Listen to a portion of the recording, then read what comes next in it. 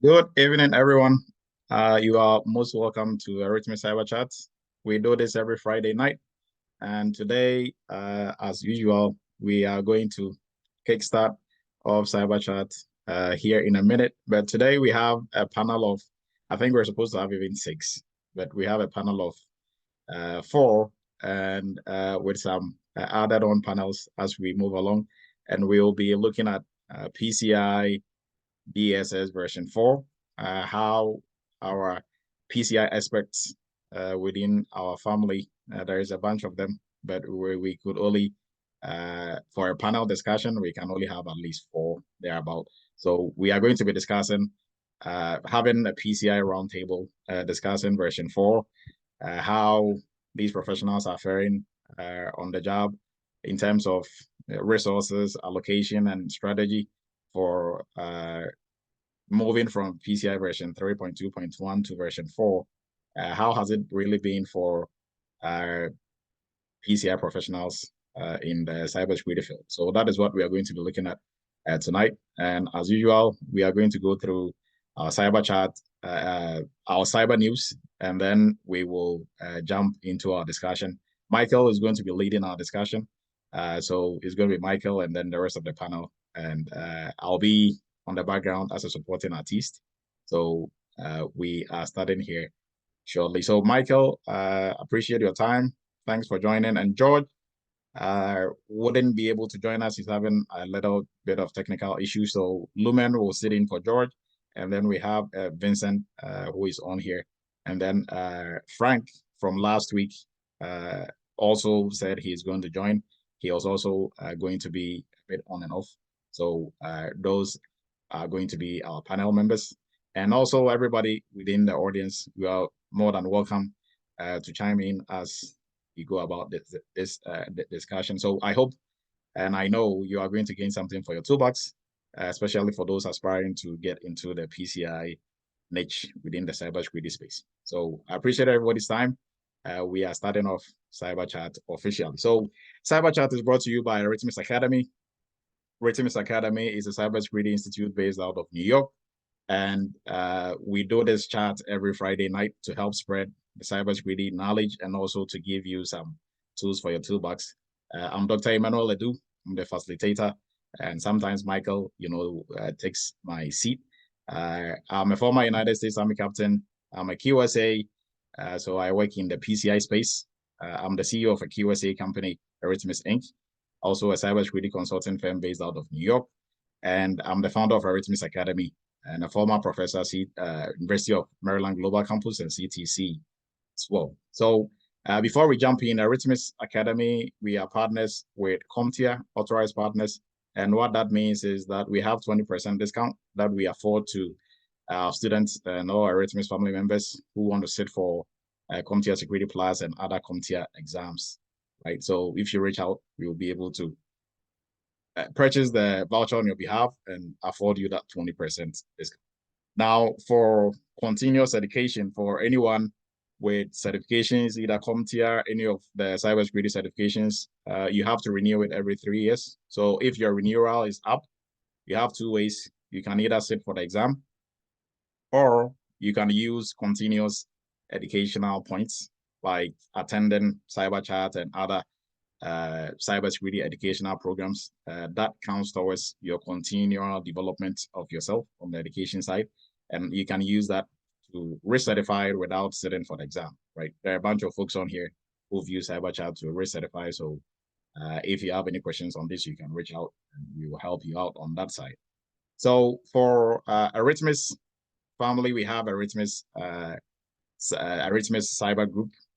That is a WhatsApp group. And I think we're almost like 1,000 now, right? So if you want to keep up to date with anything cybersecurity, you want help with anything cybersecurity, you can kindly join. We'll put the link in the chat so you'll be able to join. And then we also have the Eretmis Cyber Chat channel. So on WhatsApp, they have the WhatsApp channel. You can follow us on WhatsApp, and everything that we are doing, you're also going to be in the know. Now, for our YouTube channel, agenda 1 million subscribers by October 2024 is still, we are getting close. we are 776K on YouTube now, and this cyber chat is being transmitted live on YouTube. So we have folks on YouTube also joining us as well, and we encourage you to spread the word. We have a lot of good info on our YouTube channel, so spread the word to anybody who is interested in cybersecurity in general. There's a lot that you can learn from all the cyber chats that we've had over years, right? So tonight we are going to look at our cyber news, and then we will jump into our PCI roundtable discussion from our seasoned PCI professionals. So with cyber news, Microsoft is in the news, and what do they have going on?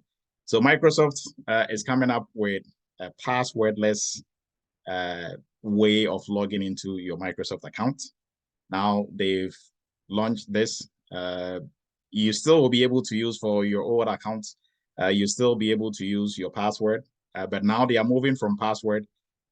So they are using passwordless, right? But still, technically, if you look at it, password is a form of authentication, right? It's one of the factors of authentication, right? And who can tell us what form of authentication password, what factor of authentication password falls under? You can raise your virtual hand. Then please go ahead. Something you know. Yes, thank you. So something you know, right? They are moving away from password, but still, we are still going to have something from something you know, right? We're still going to use something from something you know. So the password is going away, but doesn't mean that factor of authentication is going away totally. So they've launched this. Now they are going to use pass keys to enable you to, instead of using password, pass keys is what they are going to use. And then together with that, you are going to be using facial or fingerprint, so biometrics, and then a PIN or a security key. So all those kind of using more than one factor of authentication. So going into the space of multi-factor authentication, right? So this is like they've launched it, so it's a thing now. So passwordless, but still, technically, we are still using that factor of authentication anyways, because if you are using a PIN, and it's a PIN that you know already, it's still something you know. So, but facial recognition and biometrics are something you are, right? And maybe even with your pass key, I think if it is not auto-generated, then it is also going to be something you know, right? So still replacing password, but still the same factor of authentication, right? So I think now that is newsworthy for cyber folks to know. So what is the implication of passwords going away? Like what is the good side about it? What is the bad side? And so within the security space, right, all the frameworks and all the best practices, there is a best practice associated with using passwords. Anybody remembers that? You can raise your virtual hand. What is one of the best practices associated with, aside the number of passwords, like the number of characters, or aside the number of characters and what has to be like the combination of the characters, what else is one of the best practices in terms of changing your password every now and then? Isaac, please go ahead. Yeah, I think it's about changing it periodically, changing the password. Yeah. Yes. So changing it, do you know the exact time frame that you have to change your password? I think it's about 90 days. Yes. Every 3 months. Yes, 90 days, right? So now 90 days is probably going to go away if you are not using passwords anymore. So probably that is going to be one of the good things. So with this, we are going to move into our next, and then also just to have your take, what else is going to change, or what is going to be, good or bad about this? You can raise your virtual hand if you have any contribution on this. There is a lot, right, that we can talk about on this one.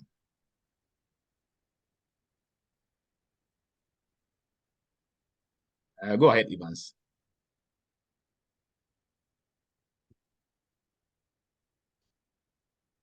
You are muted, Evans, if you're trying to speak.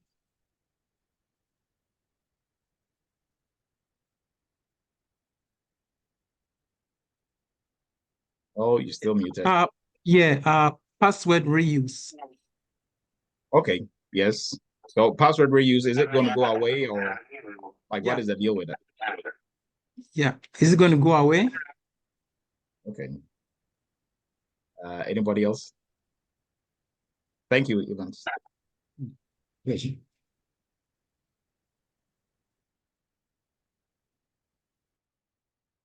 I kindly raise your virtual hand. If LM, please go ahead.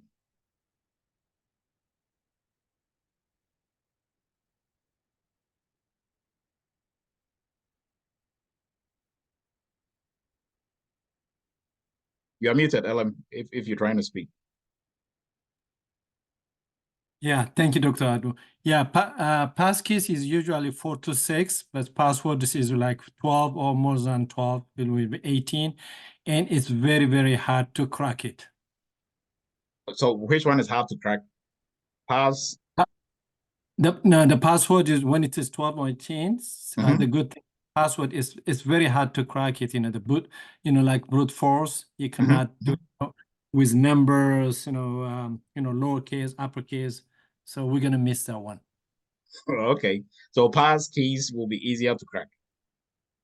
I would say with multi-factor, will be hard, but by itself, it's very easy to connect, but to crack it might be easier. I know. I'm just saying. Okay. I mean, that is also like a good point and a good subject for discussion. I think somebody else had their hand up, or a bit now, like they have it down. All right. Anyways, let's move on to the next news. Now, in the next news, this really concerns everyone, right? So we have SCC in the news again, and whom are they chasing now? So FCC, they've given a hefty fine, or they've slapped a hefty fine on most of the wireless network carriers and the usual corporates, the big ones. So the large US wireless carriers like AT&T, Sprint, T-Mobile, Verizon, they've been fined a total of almost 200 million. And guess what they did? So unknowingly to most of us,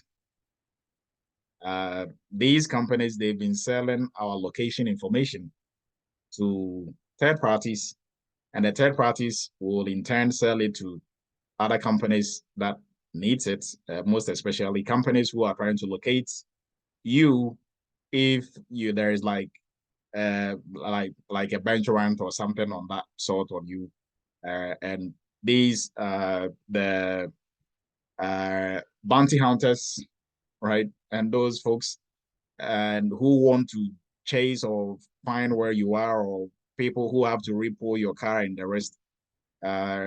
Sometimes don't you get surprised how they easily find people? Yeah. So they use locations that they like, location information that they buy from these, phone companies. And, that was something that had not been really looked into. So I think the past administration, they embarked on this, and FCC got involved. So they did an investigation, and they discovered that indeed it's true. These carriers, they've been selling customers' location information to aggregators, and aggregators will in turn resell it to third parties for whatever reason, right? So if you probably are trying to hide from, any of these services and they easily find you, it shouldn't be a big surprise, because your information from whichever of these network carriers, they've just been selling it. Now, the fine, this is a breakdown of the fine.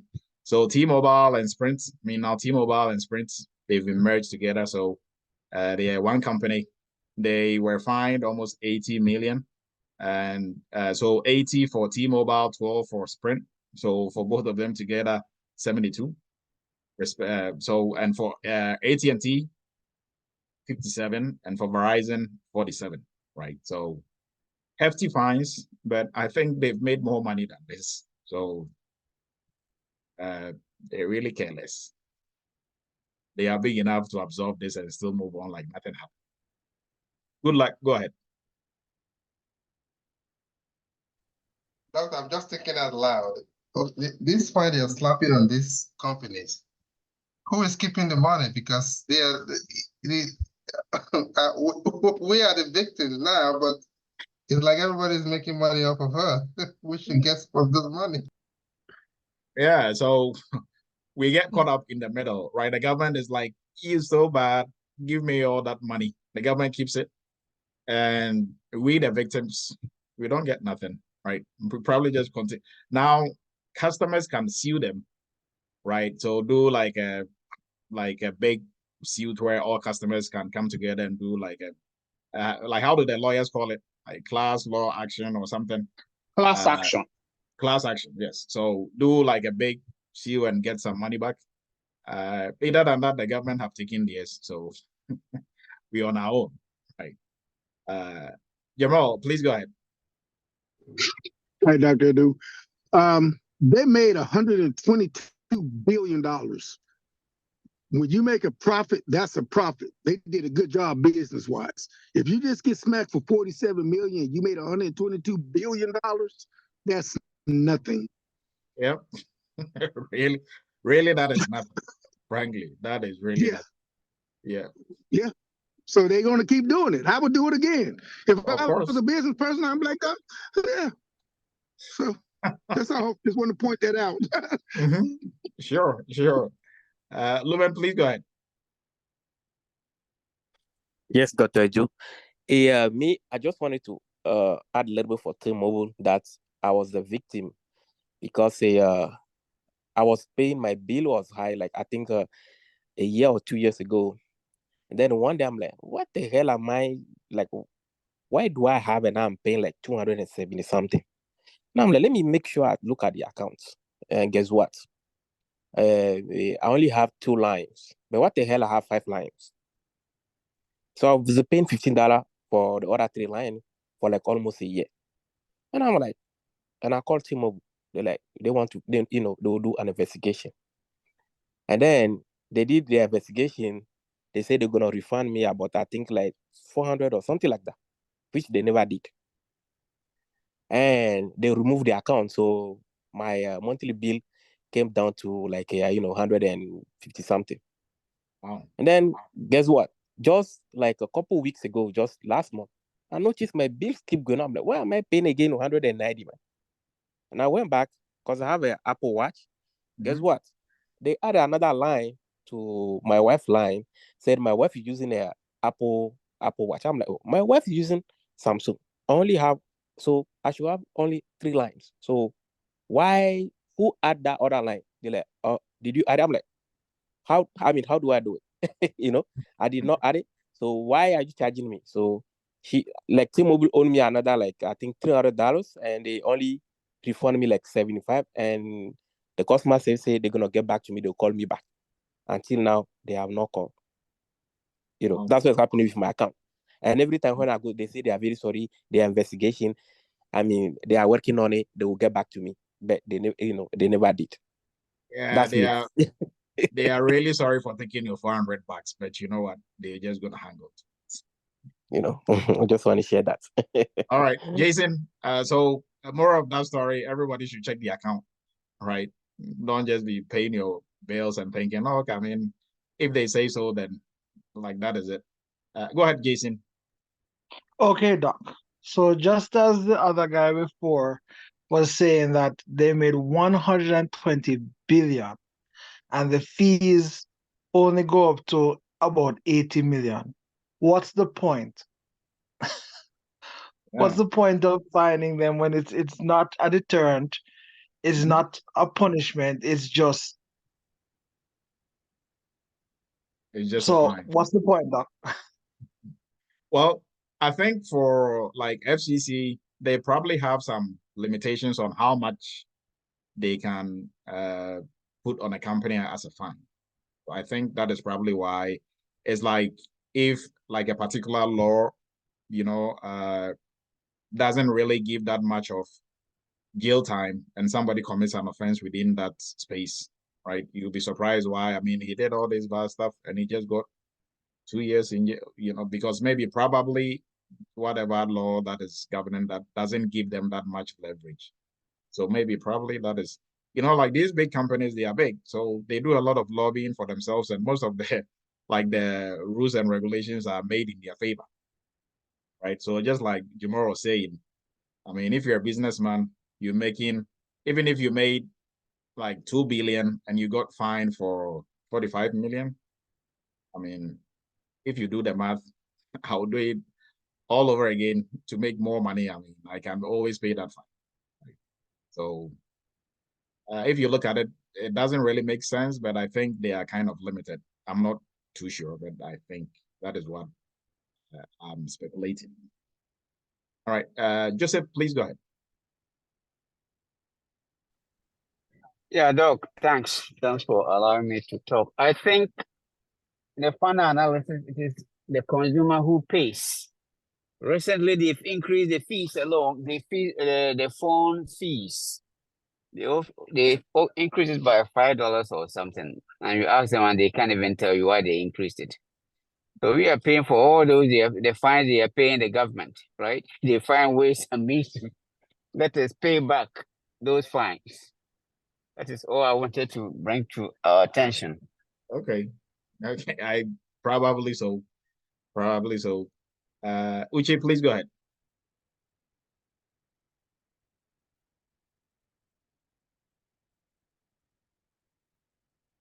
You are muted, Uche, if you're trying to speak. Yes, Doc. Thank you. Yes, just to add to the discussion, what we're all discussing concerning the monetary fine. It's unfortunate, right? Because even when we think about cybersecurity, we think about how to mitigate these risks. And it's unfortunate that these businesses essentially are doing bad business practice, and essentially they're just accepting the risk. They're calculating, okay, we sell their data, we're getting a couple of 100 million. The top fine that FTC can, give us is such amount, 80. How much do we make? 40? And then they're saying, okay, just accept the risk. We gain 40 million, So when we look at it from a cybersecurity point of view, it's very unfortunate, Yes, very unfortunate. But, people who are running these companies, they are business and women. So they are looking at it from a more business perspective than, like what is the worst case scenario? They get fined. How much? If they do the math, they are always going to be in the win. Brian, please go ahead. Yes, I was going to say, even though the fines may not put too much of a dent into their pockets, it will put a dent into their reputation. And what I mean by that is companies, if they keep getting fined, they're going to lose customers. The good thing is it was all 4 major carriers where if you even try to say, well, those people got a data breach or, their data sold, so I'm going to this company, all of them are in there. But if it just would have been one company, it would have hurt their reputation. And then they would have to scramble on trying to build it back. So yes, the dent, you can't see the dent through the money, but if it keeps happening, it will be a dent in their reputation. True. I agree with that. 100%. All right. I think there is a last. Oh, Jamal, please go ahead if you have your hand raised again, and then we'll move on. Yeah, I agree with you, Brian. The problem with this, as far as with the mobile companies, you're limited to who you can pick. Like with me, I'm dissatisfied with Verizon, but if I go overseas or if I want to go to a remote area or something, that's who's going to get out. You pretty much got Verizon or AT&T, so they know to kind of have you. They got you by the skinnies. They got you by the head. They're like, either you're gonna be able to get out with the phone or you're not. What you gonna do? And that's what I hate about it. Because I want to switch to T-Mobile, but because it's cheaper and they're trying to compete, but they're not as good as Verizon. That's where they got the consumer at. I just want to put that in. Yeah, Yep. true. True. All right. So thank you everyone for your contribution. And I think this was an interesting newsworthy cyber news for this week. So we are going to move on now. Before we jump into our discussion, if you're looking to break into cybersecurity, you are new to the Eretmis family, our cybersecurity entry-level course is the way to go. It comes with you taking you through from zero through through the knowledge piece of cybersecurity, building you up, making sure you have no gaps in your knowledge base, and then taking you through hands-on training where you practice with most of the popular tools in the cybersecurity space. And then we do 2 months of internship where you really get to work on real-world cybersecurity projects, 10 of them within 2 months. And then we do job placement assistant where we help you one-on-one to be able to run your first cybersecurity job, right? And if you're already in the IT field or you're already in cybersecurity or you've done some cybersecurity training and you want to specialize in an area in security, then we encourage you to look into specializing in the PCI DSS space.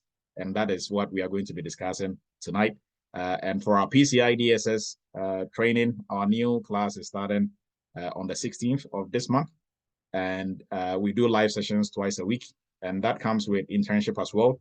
And so look into the PCI DSS training, the best out there so far.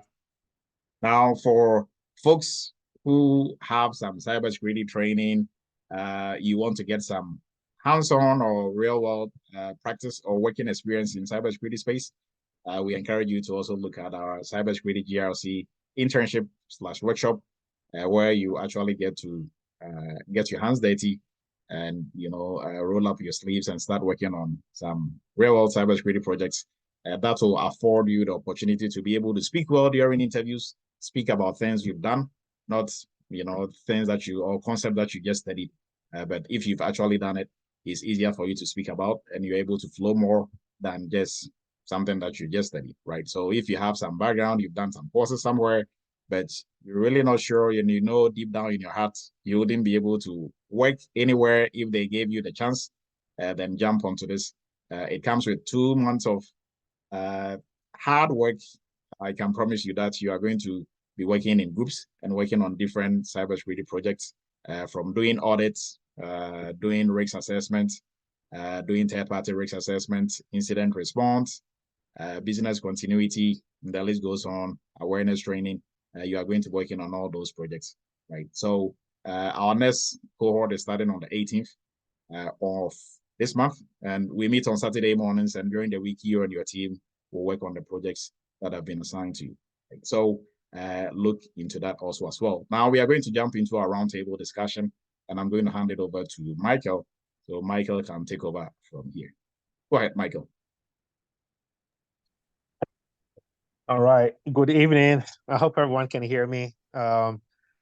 Thanks for joining our chat tonight. So tonight we do have an interesting one for you. We have some experts within the industry, and they'll be sharing their expert opinion and analysis on PCI DSS. For those of you, just a quick background, the old version 3.2.1 was sunset 31st of March of this year, right? So which means that April 1st, the new 4.0 was in effect.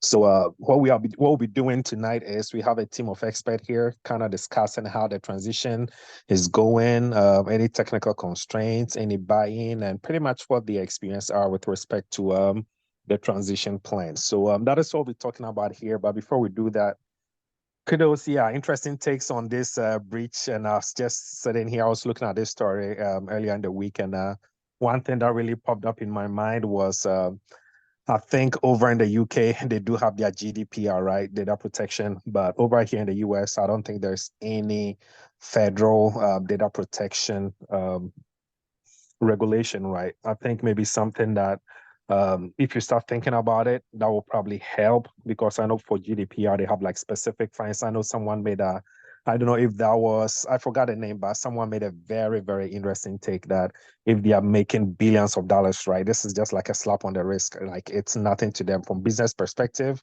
If you make this much money, I don't care. I'll keep losing this money every year. If I can make this much, selling this data to data brokers. So something to think about, right? Anyway, let's go straight into our questions. So today, our panel, we have Vincent, we have Lumen here with me, and also we will have Frank, who will also be chiming in. And please, we'll also open it up to everyone. Those of you are already in the field, I know we cannot have everyone here on the panel. So if you have any opinion, we'll probably give an option so you can come up with any ideas that you have.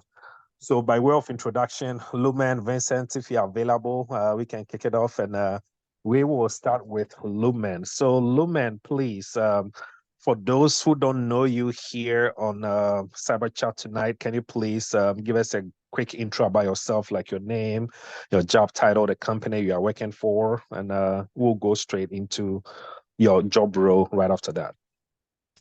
Okay. Hello, everyone. My name is Lumen Adetu, and I work for Red Cloud, and I'm a PCI DSS compliance analyst. Thank you.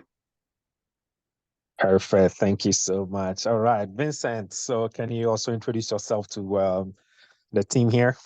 Yes, thank you, Michael. My name is Vincent Zameki. I work for Kirkpatrick Price, well, CPA audit firm, and we specialize in doing SOC 1 and SOC 2, different kind of audits, regardless of the framework, and we also do a lot of PCI audits. So that's why I'm here. All right. Thank you so much. I know most of you already met Frank last week. We'll give him the chance. But Frank, if you are ready, just let me know. If not, we can go ahead and you'll probably introduce yourself later. But and I know everyone, pretty much most of you know me already on this platform. But by way of introduction, I'm Michael. I'm also in the PCI field, and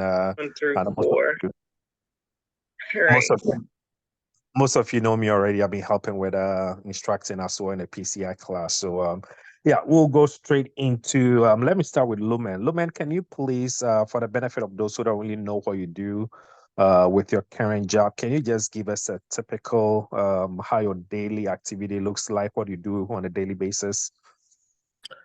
Well, it's all depends.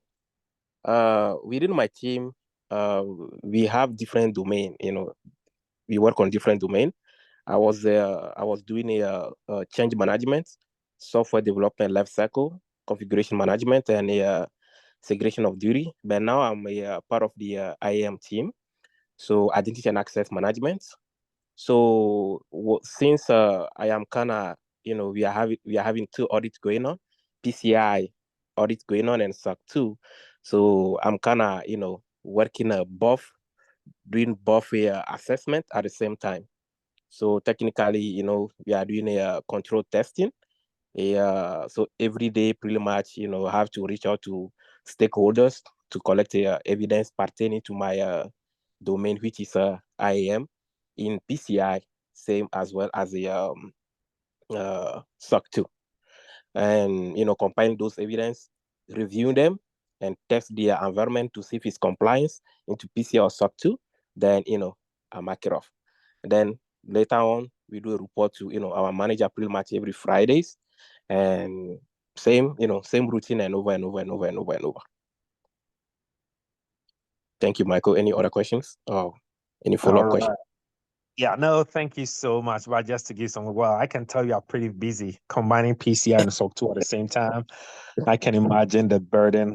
But yeah, just for some context, so what Lumen was saying, some teams or some companies or some organizations, some of them, they have like all the 12 requirements for PCI, broken it down. So you'll be doing maybe requirement 1 and 2. Some other team may be doing maybe 3 and 4. Some will be doing 5. Like it depends on how they do it, right? So what Lumen was saying is their company, they are currently, their teams are divided within their specific domains, right?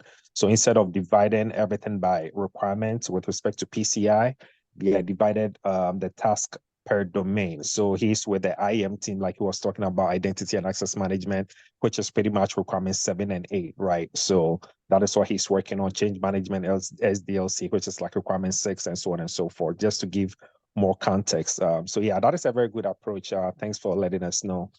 All right. So Vincent, can you also let the team here or our audience know how your day-to-day activities look like? Well, my job, it's a bit structured differently because what Lumen described is from an internal point. So picture external assessors coming into your company to conduct all of those tests where we talked about. It will be people like me coming in. So I work in a team that has, I think we're 12 on my team, and we handle various projects. So at every point, we would have rolling projects. Like right now, I'm managing 4 different clients. There's two of them are SOC 2. One of them is just a risk assessment. And the last one that I'm working on is a PCI audit. So what we do is we just go over to the client and we review all the evidences you've provided. We have an internal proprietary tool that we use, and you provide all those evidence in there and we review it. And at the end of the day, when it takes about 3 months to wrap up everything. So at the end of the day, what ends it ends with a report. You're either compliant or you're not. If you're not compliant, we help you improve. If you're compliant, we just tell you to keep doing what you're doing. But it's more or less consulting. It's a client-facing role where you're discussing with people every day. Like that's typically what a day looks like. Some part of it might be things that are core cybersecurity, which used to be my strength. The other part of it might be processes where you're just reviewing some of their processes. Another part might just be reviewing document. It just depends on what part of the project is assigned to me and who I'm speaking with. So it's pretty intense, but it's not undoable. It's very much doable. Yes. Wow, Vincent, I can imagine. That sounds also like a very, very, huge task that you have ahead of you or currently working on. So yeah, so team, there you have it. Those of you who think compliance is just a cakewalk, this is just something to know that, yeah, it entails a lot, right? I know some people always keep saying that when it comes to compliance, it's not very technical. I want the easiest path in cybersecurity. So we have our expert here. I'm sure probably at the end of this chat, you pretty much have an idea of how compliance looks like. So yeah, thank you. It looks like Lumen is pretty much on the other side of the process, right? So Lumen's company is actually the one that the external company is coming in to do the assessment, right? So Lumen is pretty much the internal helping the company put in controls to pass the assessment, right? Vincent on the other side is the one who is actually performing these audits, right? Reviewing all the evidences, making sure everything is good to go before they can write the audit opinion when it comes to going through all the TSC trust services criteria. All right, thank you all. And we'll open up for questions as well. But yeah, we'll start with some questions here. And please, when it comes to Q&A, we'll be monitoring the chat as well. If anybody has any question, you can drop it in the chat, but there will be an opportunity to ask any questions that you may have. All right, so let's start and go straight into some PCI. So currently, let me start with you, Lumen. Can you pretty much describe your initial experience transitioning into the 4.0? I know the 3.2.1 was sunset 31st March of this year. How has that transition been like for you? For my company, the transition, I would say it was smooth. We say smooth, but because we put in a lot of work, especially, for example, one of the requirements for transition, which is the RACI, which is like the role matrix. To get that, it was not easy. It was not easy at all.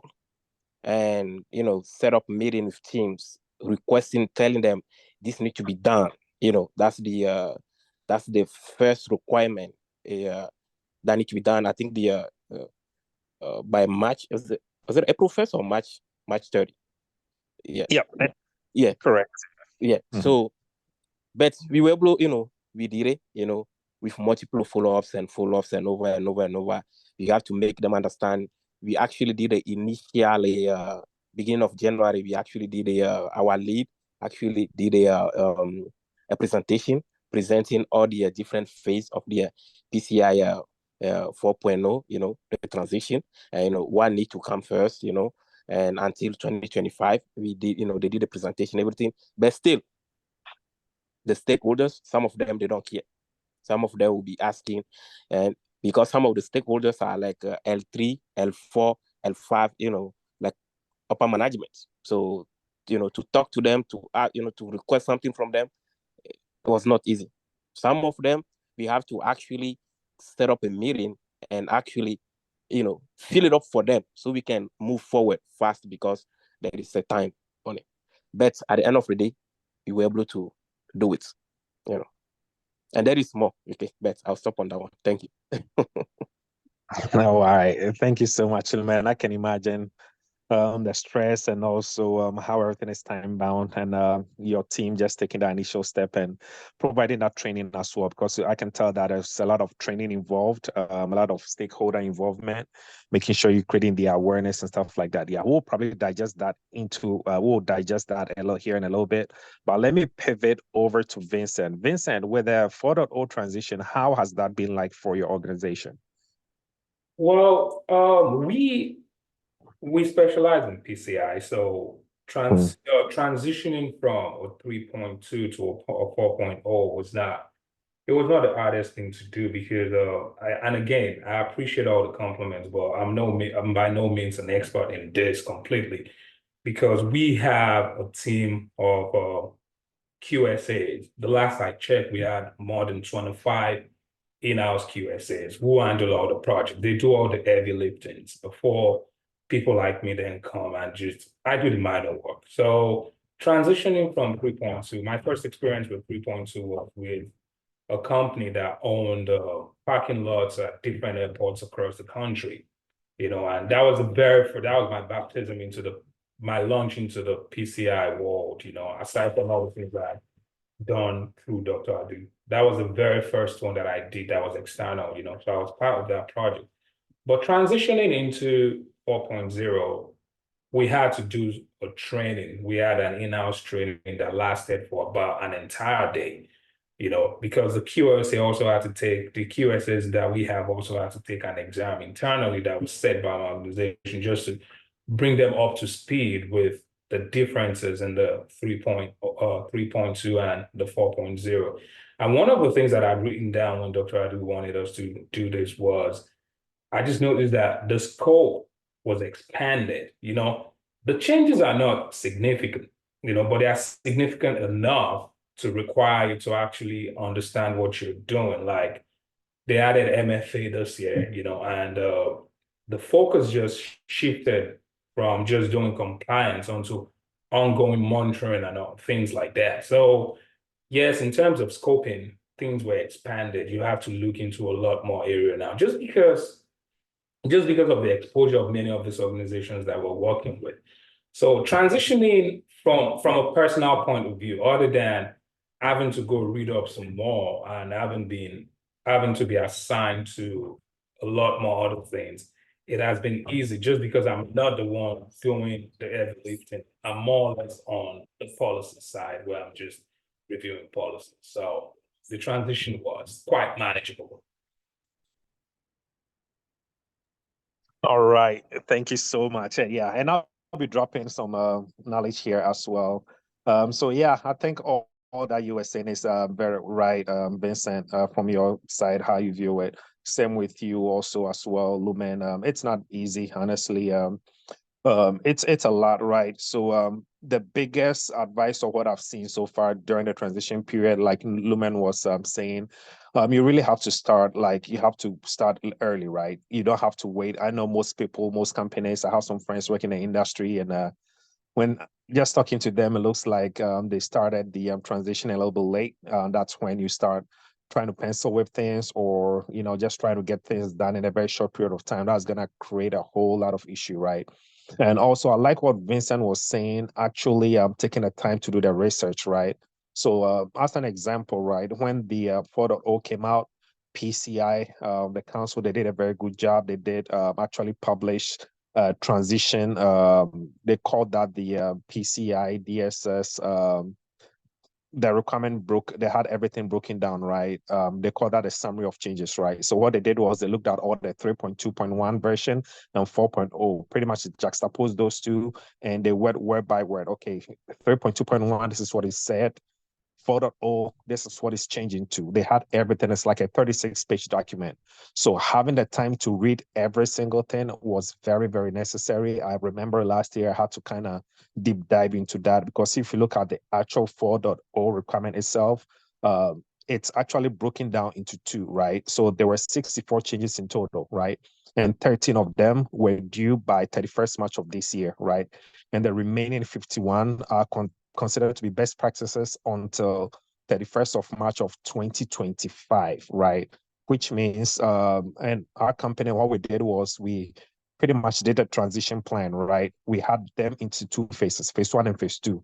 Phase 1 focused on all the changes that were due by 31st March of this year, which is 13 changes, right? Pretty much all the RACI roles and responsibilities that Lumen was talking about for all the 12 requirements. And the 13th one was requirement 12.9.2, which is pretty much the having a policy that says that as a company, you are willing to provide your PCI DSS artifacts, right? Your attestation of compliance, AOC, to any third party or any of your clients that request it, right? To show your compliance, you need to have that policy or that wording stated in your policy. So that was the 13th one. So having that and taking taking a step ahead and get it out on time was very, very huge.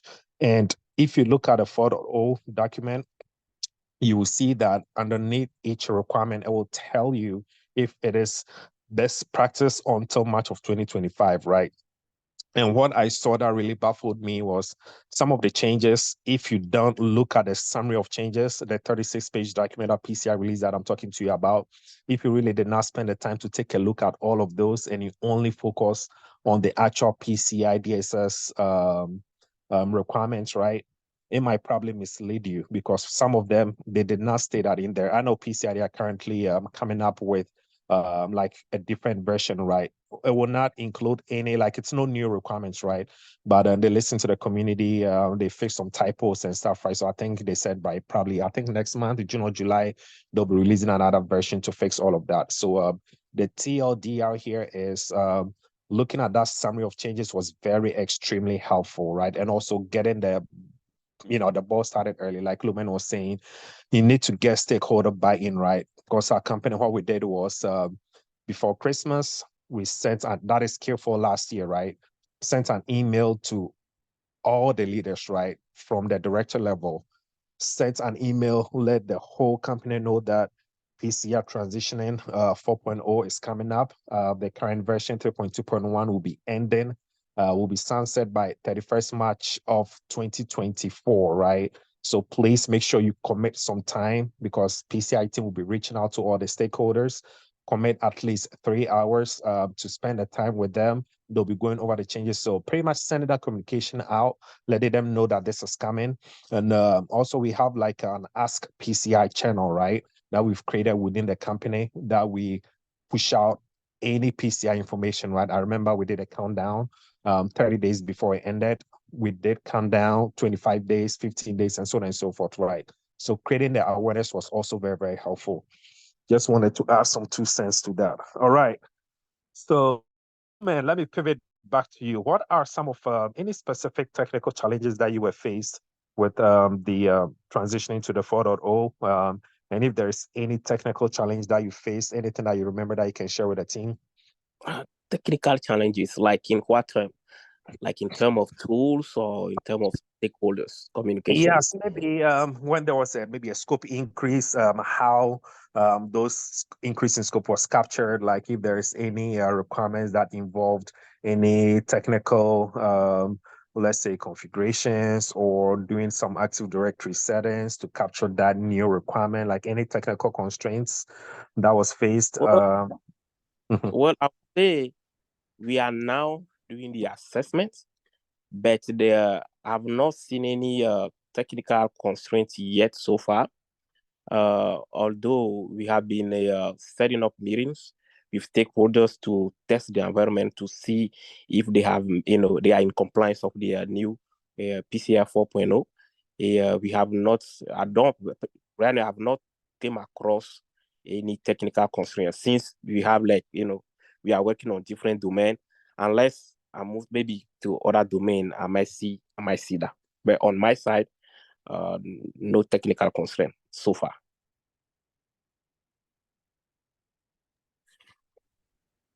All right, thank you so much. Well, that tells me that your PCI team did a pretty good job making sure everything was in place. So the technical constraint was pretty much eliminated on the onset. Let me pivot to you, Vincent. Any issues that you've seen so far? You being an assessor, going to assess different companies, any technical issues that you've seen that you can share with the team? Yeah, a few. So remember when I said we're very big players in the PCI industry. So again, the heavy lifting was done by people who really do it. I'm just more playing like a support role when it comes to a PCI audit because I'm not a QSA yet. But having said that, we had to prepare for it at my job. We had a full day of training led by our VP of security, and we dealt with all the fundamental changes. You know, I think I remember that one of the things that was pointed out was, yes, it's not a lot of change, but we're dealing with 64 new requirements. And all of those requirements had to be broken down just so we can be up to date with it. I also came to understand that, I came to the understanding that some requirements that existed in the 3.2 are just being rephrased and enhanced for better clarity, because people, what does this mean? You know, like, I can't get anyone off the top of my head now, but I know that was some of the issues that we have with the 3.2, where some things were not very clear. And I think the council did a good job this time of just rephrasing them or explaining it in the way that when we asked or requested those evidence from the clients, they had an easier understanding of what exactly we wanted to see there. And from a personal point of view, this is how I handled it. You can just, everyone got the manual at my job. It's available. Everyone can get it from the PCI website. So I do have mine. You know, I do have it on a computer. So anytime I got to a part when I didn't understand what this requirement meant, and we have an internal manual that we use at my job, I just went back to that and I just digested that part and just see what it required and what the client had provided. And that was how I handled it, you know.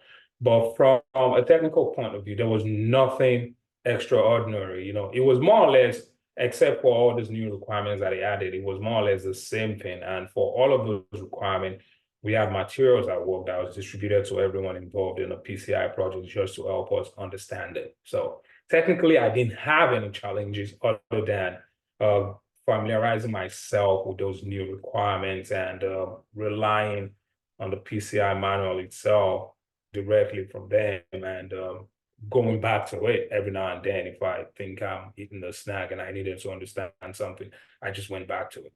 That's what I did, Michael. All right, thank you so much, Lumen, and also Vincent. Yeah, I agree with you both. I think like you both rightly said, just creating the awareness and starting very early.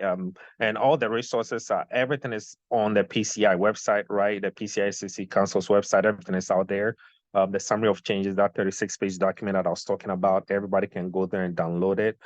So from what I've seen, just adding my 2 cents, one of the challenges was first, scoping is always huge, right? Of course, when you join you join a company, you have to look at the environment, look at how the scoping is set up.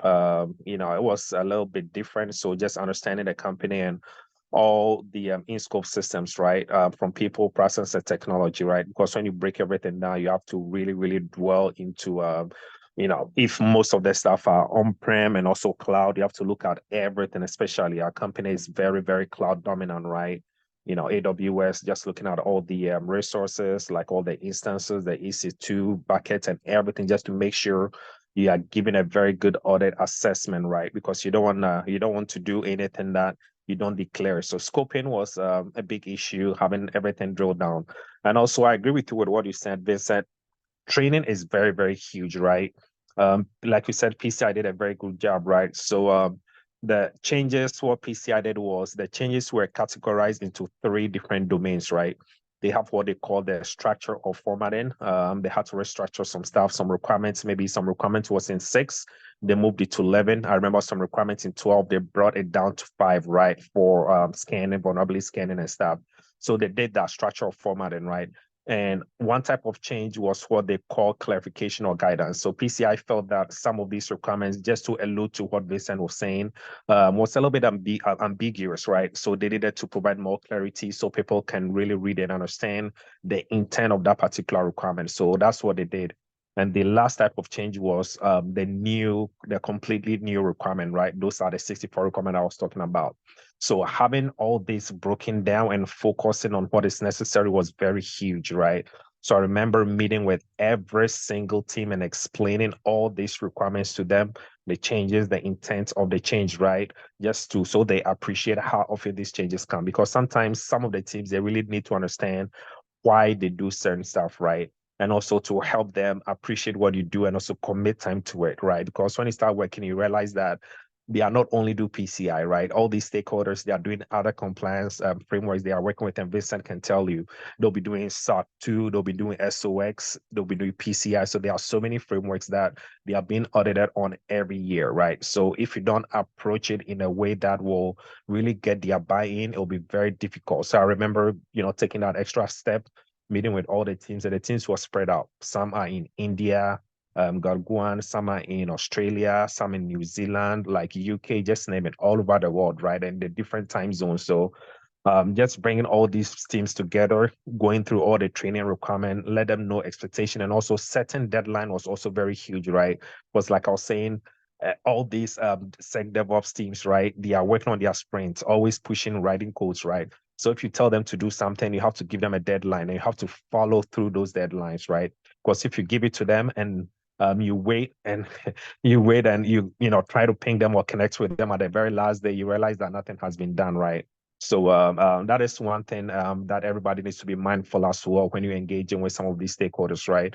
And especially not everybody speaks compliance, right? So you have to explain it and let them know how important that is, right? Setting up training. I cannot stress this enough. Training. So yeah, so with respect to constraint, that were some of the constraints, and some teams who they have never done PCI before, they just inherited this piece of application that they were told that we are in PCI scope because we process, store, transmit cardholder data, right? And they have no idea. So having that extra time and not just putting them in front of an auditor, doing an internal audit first, look at their process, how it works, right? So you can help guide them through all of that. I think that was very huge. For our company, what we did was currently we are doing our PCI audit, right? So we said to ourselves that, you know what?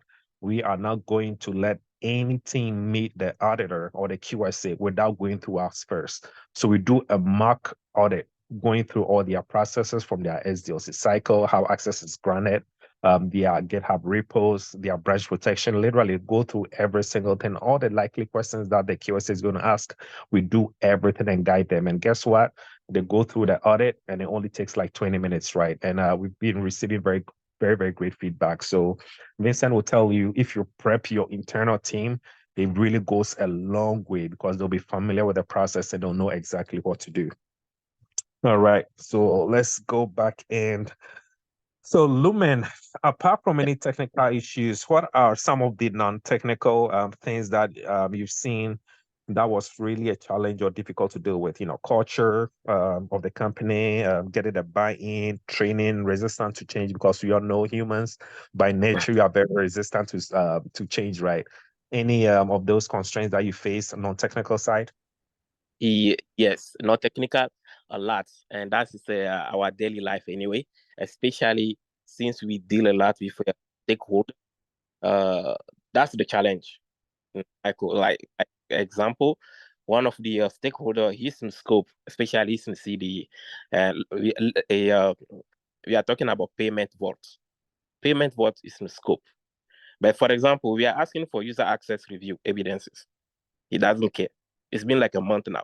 He doesn't care. And he's like the senior director. Senior manager, they don't care. Why? We are asking about the AD groups. They don't care. We are asking for all evidence pertaining to access. They only give us like one.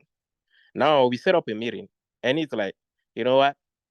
why are we doing this? Why are we doing this audit? Now we have to explain him why we are doing PCI, prep call. It just doesn't make any sense. Same with SOC 2, But then those things like that sometimes just make you so mad. But they are level 1, level 2, level 3. They are the one that make decision. They are the one that say, okay, you know what? We want our company to be PCI compliance by October. We want our PCI, our company to be SOC 2 compliance. But how come you don't know that we are doing prep call or audit? Okay, so we have to explain it, why we are doing this, why. Example, like another example, the director asking, do we have any dashboard so we can see that? I'm like, so I have to push that to my manager before he can provide me evidence. But the same management also is saying they want all the evidence to be collected by the end of last month, like April 30. We has passed. But the same person have not provided any evidence yet. That's only one, So those things make it more harder. Now your manager is like, you know what? Hey, Lumen, why we haven't got this one? Why we haven't got this one? Like you guys are late. This is past due. The only way we can bypass all of that is to give a report every day. Status report. We have been doing status report every day. Our program manager is mad. Even our SOC 2 lead is so tired because some stakeholders are just not providing what is required so we can test the environment or pass the make PCI those requirements in compliance. Sorry, I'm just getting a little mad. But Michael, that's it. No, that is very understandable. And I'm glad you are saying all this, right? Because boots on the ground, right? Real hands-on experience. So those of us in the community, everybody listening here can learn and see what to expect, right? You don't expect everything to be on a silver platter, right? Everything's not like a bed of roses. Yeah. So please express any frustrations, whatever you see, because that's the intent and goal of this discussion. So people will know exactly what's going on the ground so they can anticipate going in. I know I have some few hands raised, Derek and Shingo. I'll come to you here in a minute, but I know Lumen was saying some stuff. Just wanted to add some few stuff to it. Lumen initially talked about payment vault. So for those who don't know what payment vault is, so most teams, right, in PCI, in scope, it's our CDE, which is our card data environment, right? If you process, store, transmit card holder data, right? So that's the CDE, card data environment. So most companies, they have their networks segmented, right, into different, what we call little islands, right? So the payment vault is pretty much where they store that information, right? So for instance, you're using your house as an example, right? Your bedroom will be the card data environment where you store all your crown jewel, your jewelry, your stuff, right? So you have different level of access. Before, nobody can come to your bedroom before they have to, open the lock before they go to your bedroom. So think about your bedroom just for you and your spouse or whoever you live in your house as your card data environment, right? So that was what Lumen was referring to as payment vault. That is where we store all that card information. It's a different segment on its own. Nobody has access to it. It's very restricted, right? With network security controls. And we can discuss that later. So I think we have some few questions here. So Derek, please go ahead and I'll come to you, Shingo.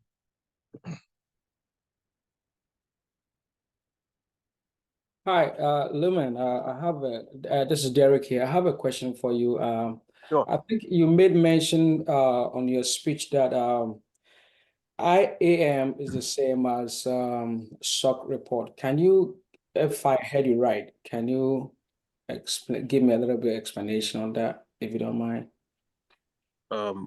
What do you mean? Like, I think you did mention IAM domain is the yes, same as SOC that's report. I wasn't too convinced about Yeah, that. I'm not sure. SOC 2 has their FIF control. Okay, but we are not working by those controls, but our company specifically say we're gonna assign you to a domain area, which is IAM. And IAM also is a part of SOC 2, and it's also a part of the PCI. Okay. Yeah. So even if you Google right now, like you see ChatGPT, you Google right now, like you see what I'm talking about. Yeah, I did Google it, and I wasn't too sure about the difference. Okay. That's fine. So Derek, let me break this. Okay. No, Michael, let me chime in. Yep. So, Derek, Yes. with all the frameworks that we have, name it PCI, HIPAA, NIST, all these frameworks, they all pick best practices from the security space, right? And all these best practices, we can categorize all of them into the major areas of cybersecurity, which are identity and access management, cryptography, risk management, right? So those broader categorizations. Now, what Lumen was saying was that for his company, they have their teams broken down into the bigger categorization in cybersecurity, as opposed to the controls or the requirements within the frameworks, right? So that makes it easier for them. So because for each framework that they are dealing with, if it's SOC 2, PCI, when it gets to the identity and access management area, it goes directly to Lumen's team, right? And they probably have a team that is handling everything risks, or they have a team that is managing everything, let's say, cybersecurity architecture, or those areas, right? So if maybe, let's say for PCI, let's say requirement 3, requirement 2, requirement 4, all fall under identity and access management. Lumen and his team are going to work on it. If they go to SOC and control 3, 4, 5 falls under identity and access management, Lumen and his team. Okay, got it now. So it's a strategy that some companies use. Okay. That way, they have that group work on the same items, and they get more familiar with that area of security, right? Okay. So if they have to go get evidence, and then 2, most of the evidence that they are gathering for SOC 2 might be almost the same things that they need for PCI, might be almost the same thing that they need for HIPAA, might be almost the same thing that they need for other frameworks, right? So that kind of makes it easier, and sometimes it makes more sense. It makes it easier to manage the teams, right? So still, your team will have to be familiar with the framework, right? Although they are focusing on maybe risk management, or they are focusing on maybe, let's say, software development lifecycle and everything that has to do with software development and application security. But they still have to familiarize themselves with SOC 2, PCI, because if not, then although they are looking at that broader space, they wouldn't still be able to function effectively when it comes to the implementation of those controls, or making sure we have all the evidence that we need for those controls. So hopefully that helps. Yes, it does. Thank you. I appreciate it. Yeah, Michael, let me also chime in real quick. Just to second what Dr. Adu has just said, there's hardly an audit that is just exclusively a PCI audit. You know, I mean, most of the ones that I've seen, sometimes, in most cases, it's always a SOC 2 audit alongside a PCI audit, meaning because your clients are probably asking you for the same thing. So sometimes you would have just a PCI, but most times it's always a SOC 2 audit accompanied by a PCI audit, meaning some of the evidences you provided for the SOC 2 audit will suffice for the PCI audit, except for things that are very PCI specific. You know, so some clients, for instance, before reviewing MFA, multi-factor authentication, and you've given us what you use, and we've accepted it for SOC 2. We don't come back to you to ask for that exact same evidence when you're doing your PCI, because you already provided it, and we're the same ones who accepted it. So if it was acceptable for that, it would also be acceptable for the PCI audit. So yes, and also to chime in before my head comes in. So to add to what Vincent was talking about, most companies they are liable for more than just one assessment, right? So just like Vincent was saying, so if your company, you are in the health space, so automatically by virtue of being in the health space, you have to stay in compliance with HIPAA, right? At the same time, you're accepting card payments, so you have to stay in compliance with PCI, and probably your company also, you are a software vendor, right, in the health space. So for software to be competitive in that field, you have to also subject yourself to SOC 2 audits, right? So you can be doing 3 assessments at the same time. So if you have like a company like Vincent, who are vested in all like 5 or 6 different frameworks for the assessment, and they have different like specialists who can take care of this, or auditors who take care of it, then it even makes it more easier, because the evidence that they are getting for one, they can pass it on and use it for the rest, right? Unless specific evidence are very specific to those types of frameworks, right? So hopefully that helps. Michael, you can go ahead. Hey Michael. Yeah. Hey Michael. Yes, quick. Just a quick update. Just to support what Dr. Ju say. There is a tool called UCF and SCF.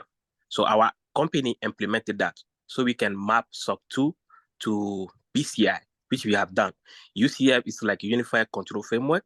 SCF is like simplified control framework. So we have mapped all the, we have used that to map SOC 2 to PCI. So in our system, IAM control, we can see what is pertaining to SOC 2 and PCI.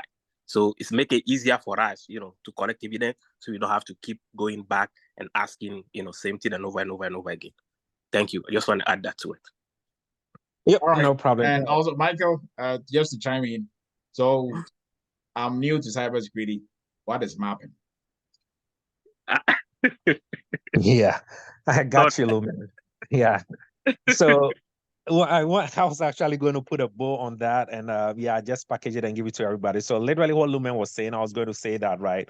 So most companies, right, they are dealing with a lot of frameworks, right? Our company, for instance, we are doing PCI, we are doing SOC 2, we are doing SOX, right? Sarbanes-Oxley, SOX for financial stuff, right?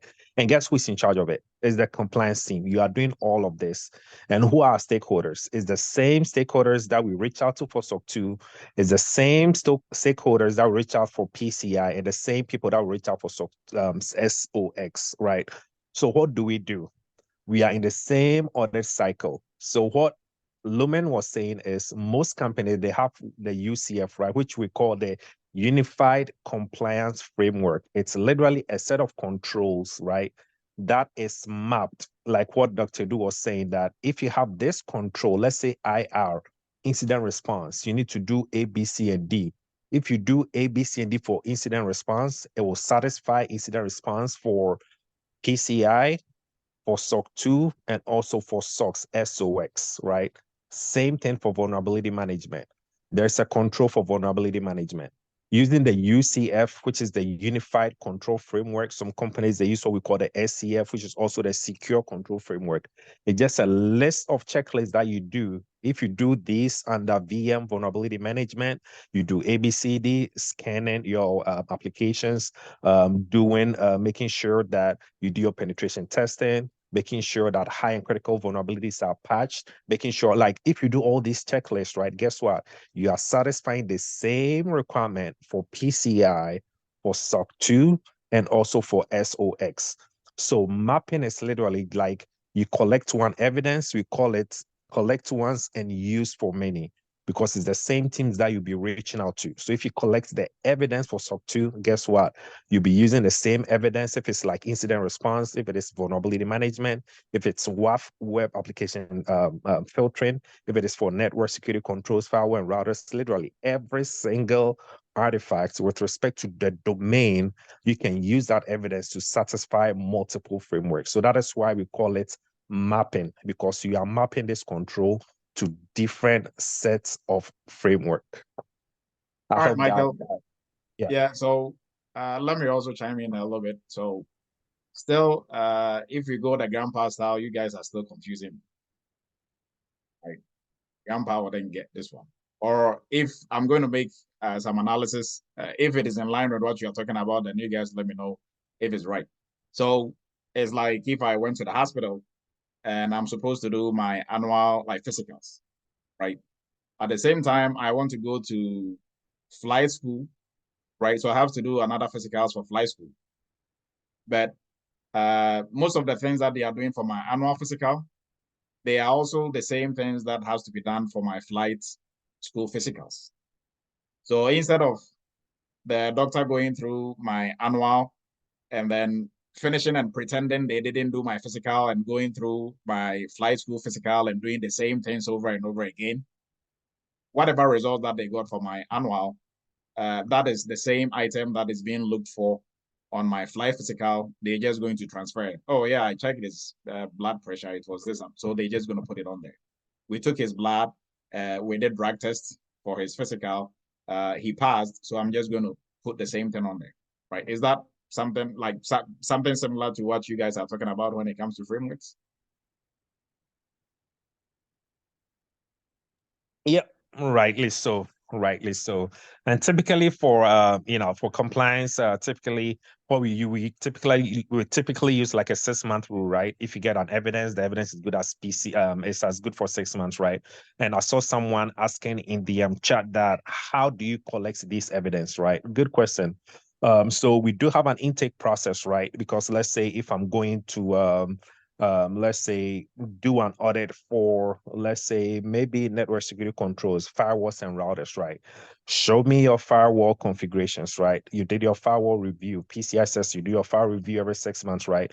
When you do all your checks, right? Pretty much you create your virtual machines, right? You do the firewall reviews, making sure all ports, necessary ports and services are open. Insecure ones are closed. You do your review, any issues that you find, you remediate, right? So when you're doing the remediation, you'll be asking for all these evidences. And someone was asking, how do you request these evidences? So most companies, they have what we call a GRC tool, right? And it's literally like a software, or just look at it as a container, like an application, right? Where you store artifacts in. Look at it like your Dropbox, a place that you can store information, right?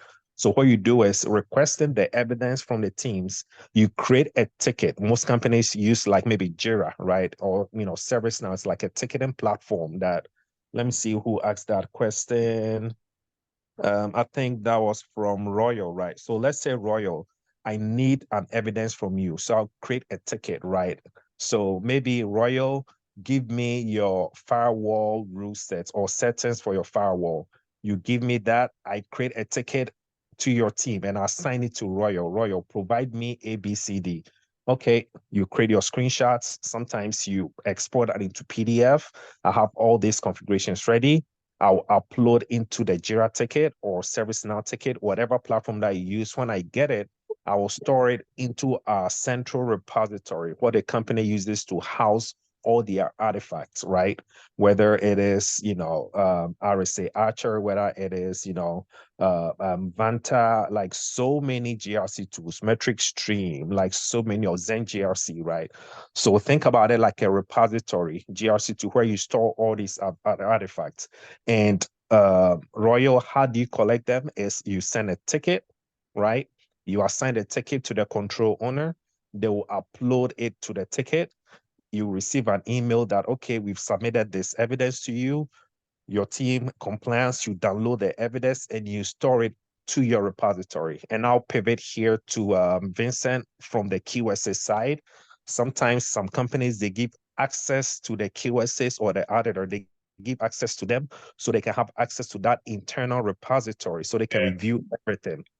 Some companies too, they have their own platform, like maybe Box, Google, like whatever platform that a company uses, they can tell you that, okay, you can also upload it to our company, like Vincent's company platform, so they can review it. Yeah, that's exactly how it happens, Michael. Like a lot of the company, like we have a proprietary tool that we use called the Online Audit Manager. It was developed by our developers in-house. That's what all of our clients use. So what that does is, it's like your Vanta, because we also have integration with Vanta. You submit all of your evidences and we review it depending what section. So we take it by sections, depending what section of the project we're on and what evidence is required to close out that section of the project, so you submit an evidence for that. What you're describing is at an internal level where you have a GRC person collating all of that evidence and giving it to us. But with our own tool that we use where I work, you can have the compliance manager just sign it directly. Say, an example, Lumen does identity and access management, and we're doing logical access, the logical access part of a SOC 2 audit, just to see how you manage access to your network, So what you would do is, For that part of the project, we're going to invite Lumen to have a meeting with us. Prior to that meeting, you would have given him access to that section of the audit, and he uploads everything. So when I'm asking him for, okay, let's review the Active Directory for the last 90 days just to see if everyone is logging in. Let's review your MFA policies and other things. He has access to just show us all that. You know, most clients will provide a screenshot, and sometimes we do a demonstration, a live demonstration on call just to see. I can ask you to log into your Active Directory domain, and I do a 90 days query just to see if everyone is, logging in and changing password as expected, whatever your policy requires of them. So yeah, you're very right. I know like big players like the big fours, they have their own internal tool, like Deloitte, they have one. We also have one, and most companies have one. Now, for companies that would use your Vantas and the Zen GRC, our tool has an integration, meaning we can integrate with all those external tools. We still have clients who use an Excel spreadsheet and they still get an audit done, So it all depends. We made the company where they have, if you have an internal tool, like all of the ones you've described and some of the ones that I've mentioned, we meet you right there. If you're still quite traditional and you're still using your spreadsheet, we also meet you right there. So it works both ways. All right. Thank you so much, Vincent. I can see this conversation is getting very interesting. We're getting a lot of questions in the chat. It looks like we might probably have to break this up into two and do a phase 2 some other time. So we have some QSAs who just joined our call who will probably give them the platform to speak. I think Frank also joined. So Royal, did that answer your question? I just want to make sure we close that loop before we pivot to other questions. Did I help, Royal? Yep. Okay. She confirmed that it did. Thank you for all this information, Lumen. Did you learn SOC 2? Okay. As a QSA, what are the common areas you often find the ISA flat-footed? Okay. So Aldrin is asking, as a QSA, which areas do you find the ISAs flat-footed? So I think we have, please, Mohammed Warsami, if you are in the chat, I know Mohammed is also a QSA, we'll probably pick his brain here. Someone is asking us a QSA, what are some of the, what are some of the instances that you find an ISA, internal security assessor, flat-footed? Can you chime in here? You want me to answer? Yep. Yes. Oh, okay. Yes. Yeah, give me 1 second. Let me give me 1 second. No problem.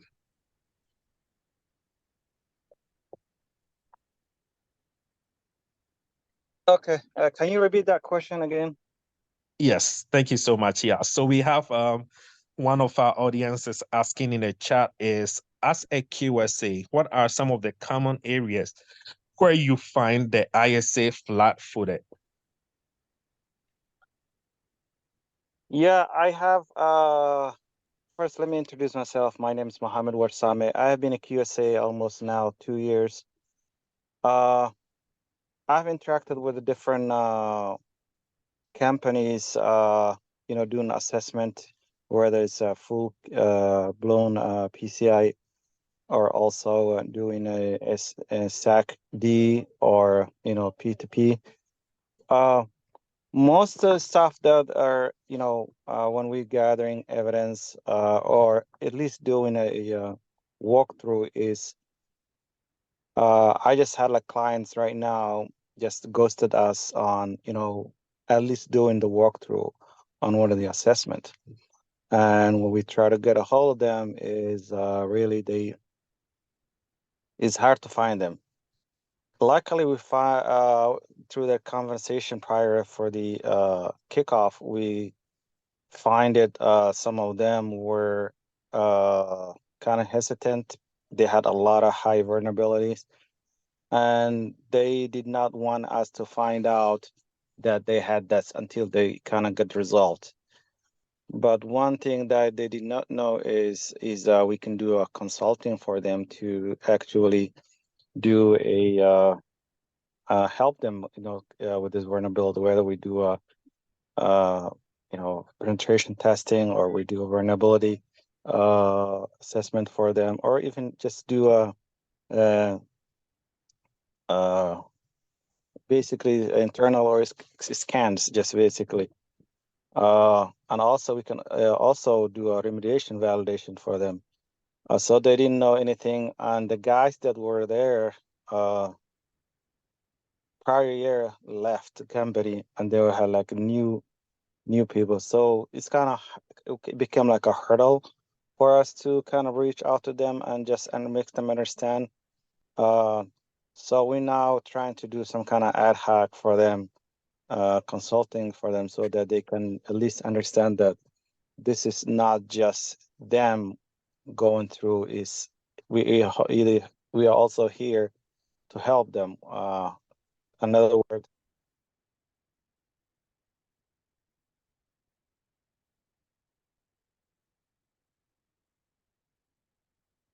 Is it still there? Yeah, I was gonna say, I think we lost him. Are you still there? If not, we'll probably pivot and continue, and we'll come back. Please, yeah, just let me know when you come back. But I think we lost him. So yeah, I think Yeah, and also, I don't know, Michael, just to yeah. chime in real quick. So from still answering that question, where are you going to find? So ISAs, I'm assuming here, meaning anybody internal who is responsible for PCI within the company, not just ISA with a certification ISA.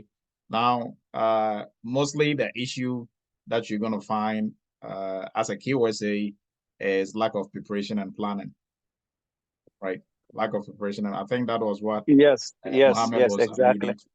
Yes. Yes, Lack of I agree preparation with and that. planning. Yes. And then also lack of knowledge, right? Also what Mohammed was alluding to. Sometimes some people are in compliance roles and they have no clue, right?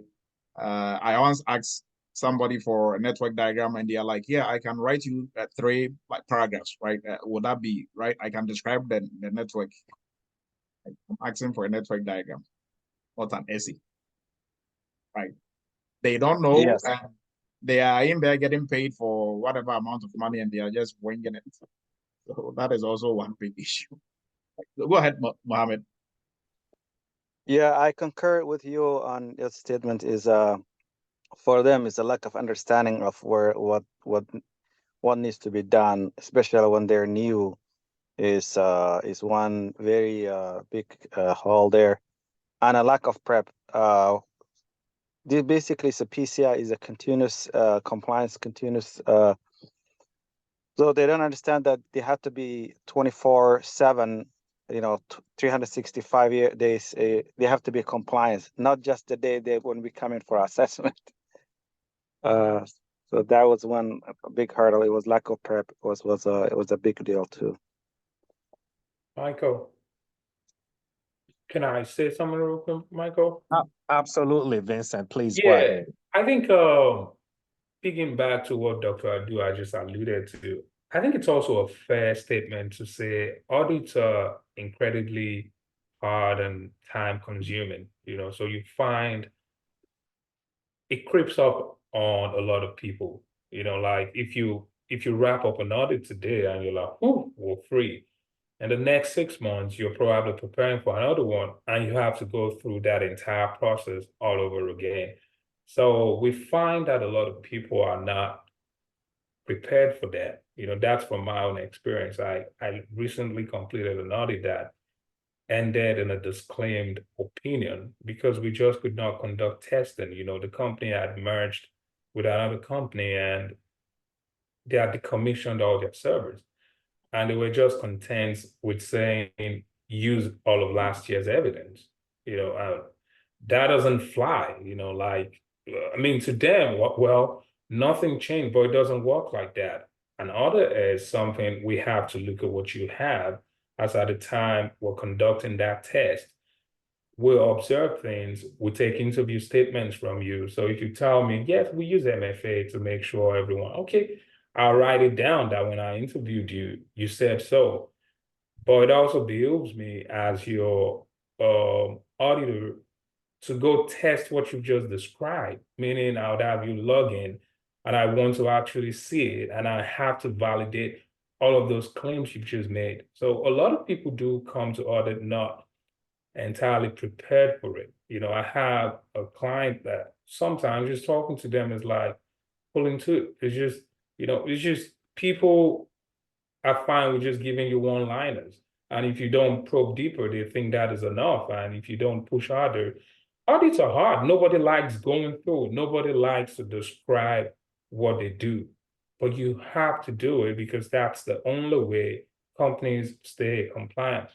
When Dr. Adu was giving us the cyber news, so today I thought he was going to mention it. The last breach, I think it was with Change Healthcare. What led to that breach, and they paid $22 million. It was MFA, broken MFA authentication. That was somebody's job. And I bet you they probably passed an audit last year. They probably passed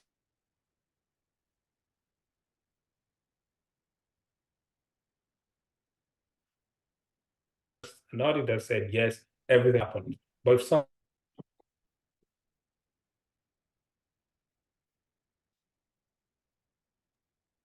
happens and gets in trouble, what did they check this? So to answer that question, a lot of people are not prepared for audits, and audits are just incredibly difficult, and it's a very tedious process, so. Thank you so much, Vincent. I appreciate your insights. And it's funny he brought a Change Healthcare. Those of you who don't know about the breach, just Google it. You find it. It's a subsidiary of United Healthcare, literally an MFA. They didn't have MFA on their Citrix environment, and they had to pay a ransomware.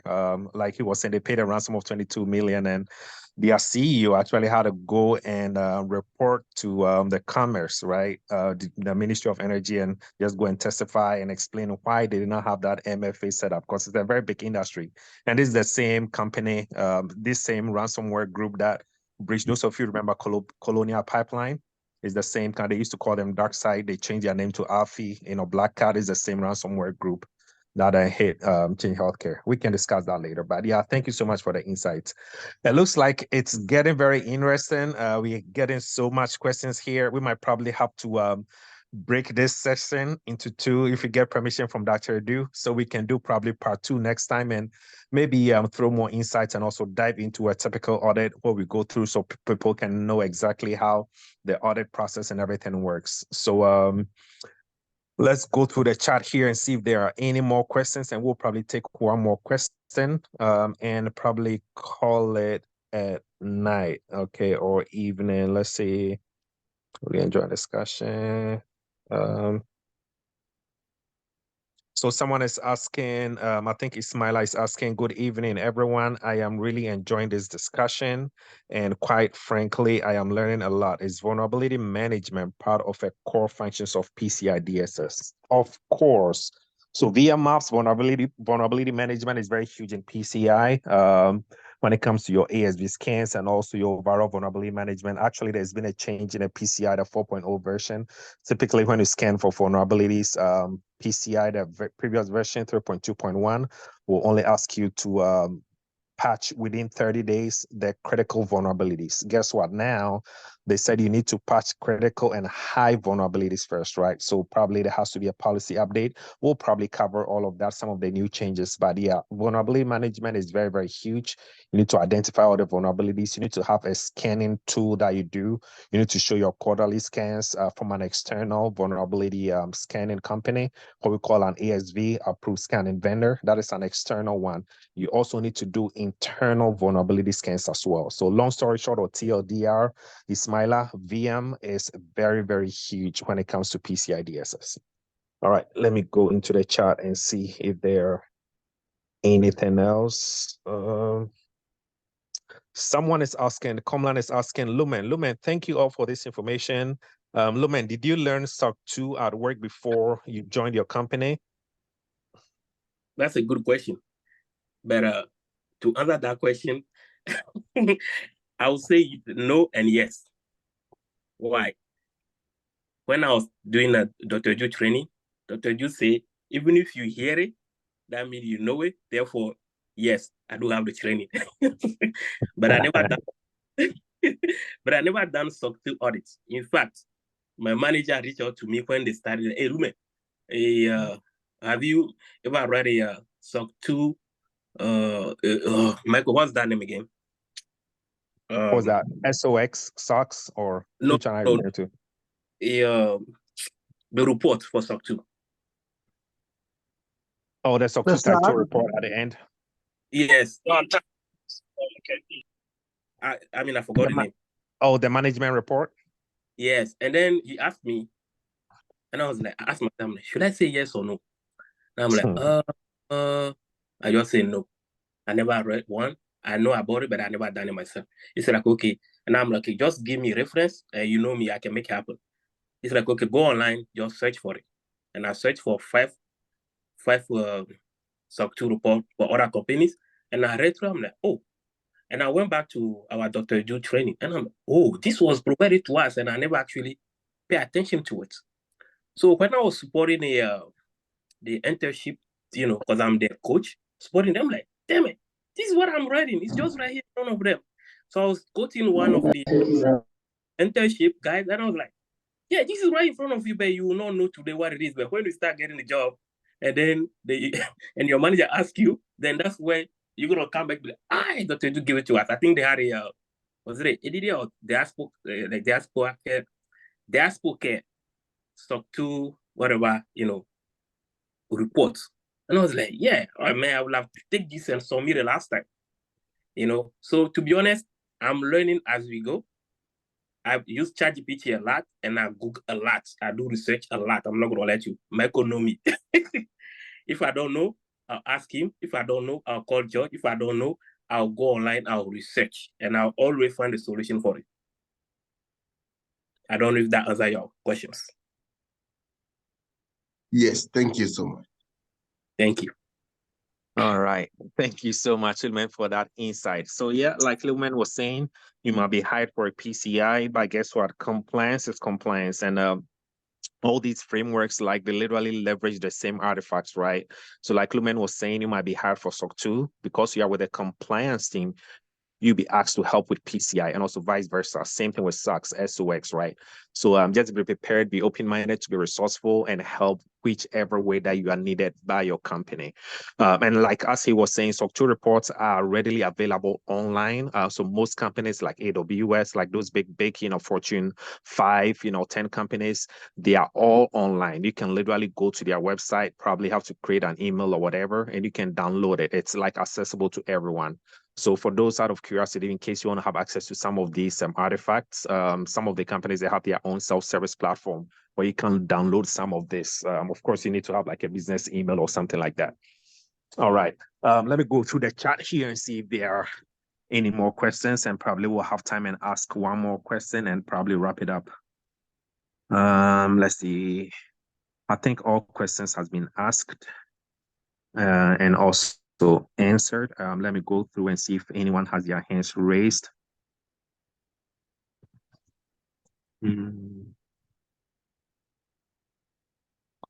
So I think Shungo, did we already give you the floor to ask your question? If not, we'll pivot to Keith here in a little bit. So Shungo, please go ahead if you've not been given a chance to ask your question. That's right.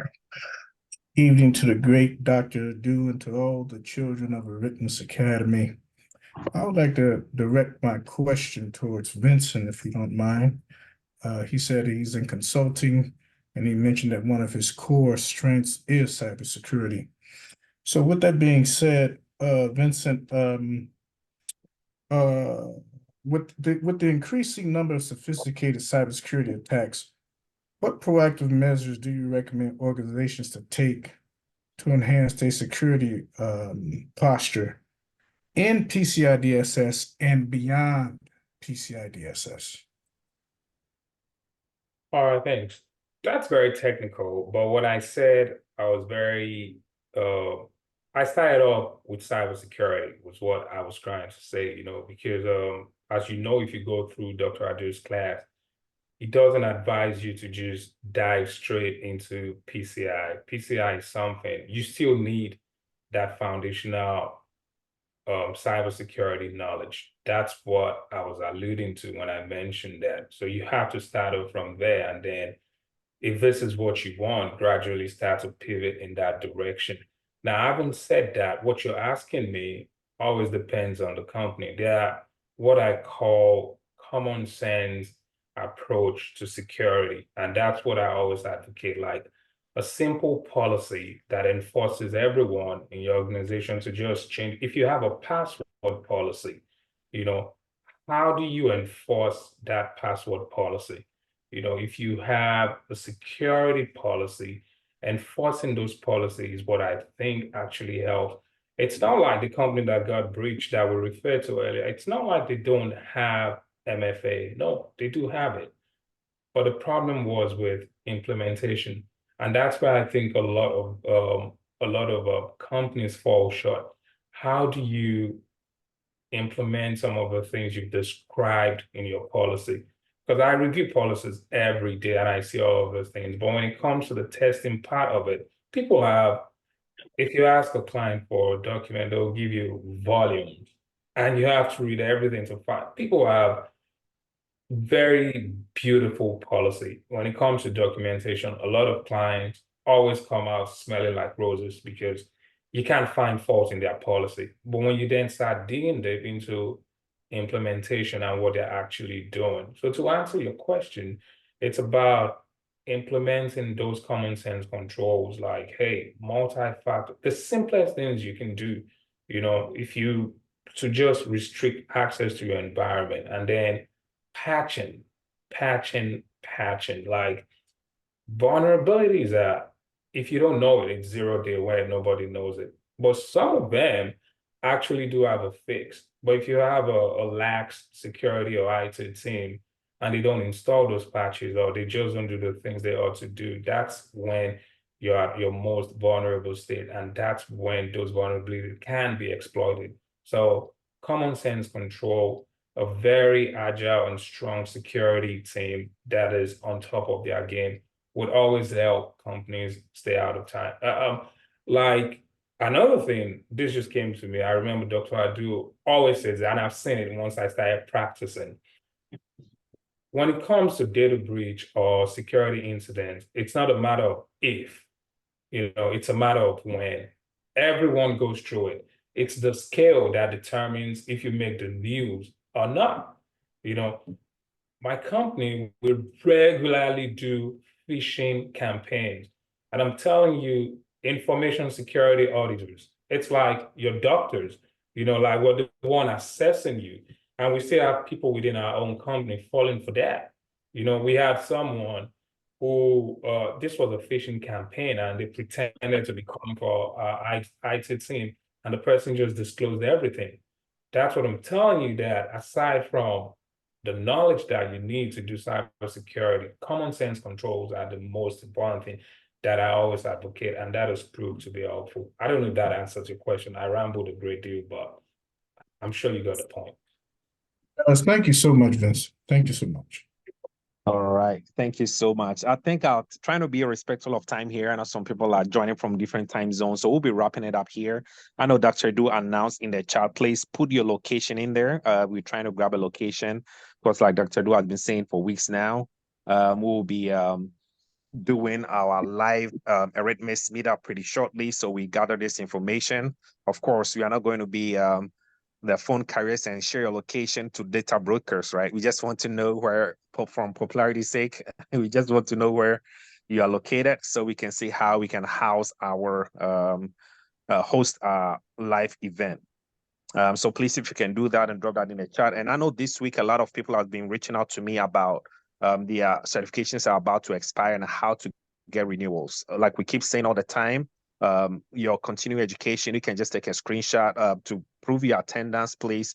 You can do hashtag team live, take a screenshot. Typically an hour counts for 1 CEU, 2 hours is 2, and so on and so forth, right? So this is for 2 hours, that will count as 2 hours, right? But to show attendance, just please do hashtag team live, take a screenshot, file it away, and that will count towards your CEUs.